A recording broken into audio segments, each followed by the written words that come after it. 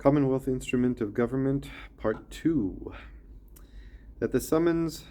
to Parliament shall be by writ under the Great Seal of England,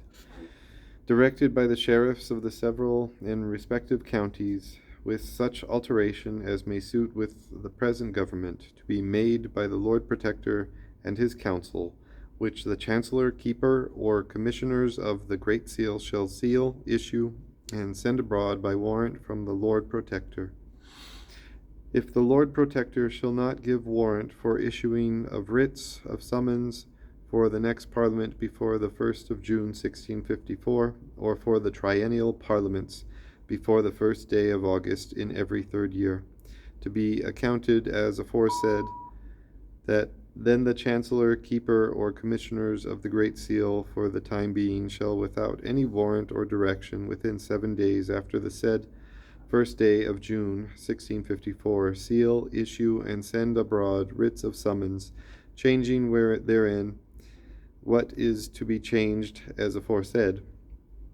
to the several and respective sheriffs of England, Scotland, and Ireland, for summoning the Parliament to meet at Westminster the 3rd day of September next, and shall likewise within 7 days after the said 1st day of August in every third year, to be accounted from the dissolution of the precedent Parliament, seal, issue, and send forth abroad several writs of summons, changing therein what is to be changed, as aforesaid, for summoning the Parliament to meet at Westminster the 6th of November in that third year. That the said several and respective sheriffs shall, within 10 days after the receipt of such writs as aforesaid, cause the same to be proclaimed and published in every market town within his county upon the market days thereof between 12 and 3 of the clock, and shall then also publish and declare the certain day of the week and month for choosing members to serve in Parliament for the body of the said county, according to the tenor of the said writ, which shall be upon Wednesday 5 weeks after the date of the writ, and shall likewise declare the place where the election shall be made, for which purpose he shall appoint the most convenient place for the whole county to meet in, and shall send precepts for elections to be made in all and every city, town, borough, or place within his county, where elections are to be made by virtue of these presents to the mayor, sheriff, or other head office of such city, town, borough, or place, and officers respectively are to make publication of and of the certain day for such elections to be made in the said city, town, or place aforesaid, and to cause elections to be made accordingly. That at the day and place of elections, the sheriff of each county and the said mayor, sheriffs, bailiffs, and other head officers within their cities, towns, boroughs, and places respectively, shall take view of the said elections, and shall make return unto the Chancery within 20 days after the said elections of the persons elected by the greater number of electors under their hands and seals between him on the part and the elections on the other part, wherein shall be contained that the persons elected shall not have power to alter the government as it is hereby settled in one single person and in Parliament. That the sheriff who shall wittingly and willingly make any false return or neglect his duty shall incur the penalty of 2,000 marks of lawful English money, and the one moiety to the Lord Protector, and the other moiety to such person as will sue for the same. That all and every person and persons who have aided, advised, assisted, or abetted in any war against the Parliament since the 1st day of January 1641, unless they have since in the service of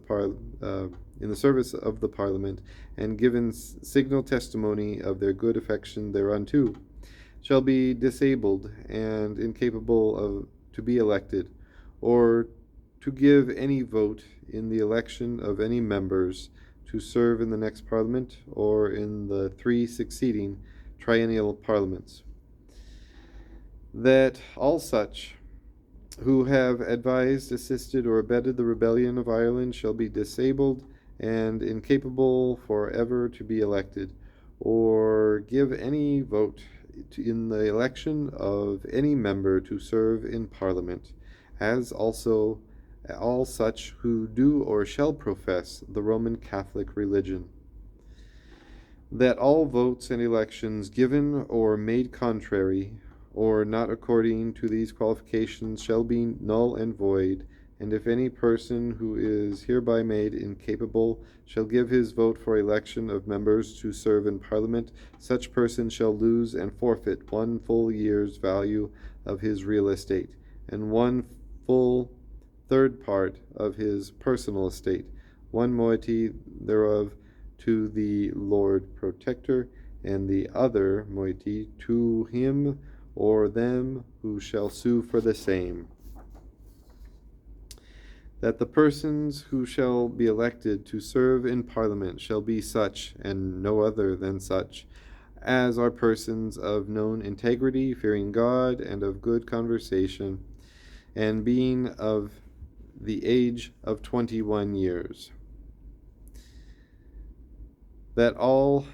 and every person and persons seized or possessed of his own use of any estate, real or personal, to the value of £200, and not within the aforesaid exceptions, shall be capable to elect members to serve in Parliament for counties. That the Chancellor, Keeper, or Commissioners of the Great Seal shall be sworn before they enter into their offices, truly and faithfully to issue forth and send abroad writs of summons to Parliament at the times and in the manner before expressed, and in case of neglect or failure to issue and send abroad writs accordingly, he or they shall for every such offense be guilty of high treason and suffer the pains and penalties thereof. That in case writs be not issued out as is before expressed, but that there be a neglect therein, 15 days after the time wherein the same ought to be issued out by the Chancellor, Keeper, or Commissioners of the Great Seal, that then the Parliament shall, as often as such failure shall happen, assemble and be held at Westminster in the usual place,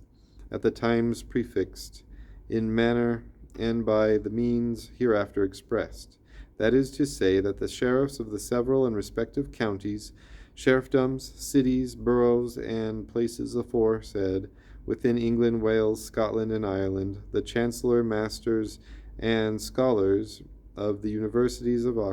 Oxford and Cambridge, and the Mayor and Bailiffs of the Borough of Berwick-upon-Tweed, and other places aforesaid respectively, shall at the several courts and places to be appointed as aforesaid within 30 days after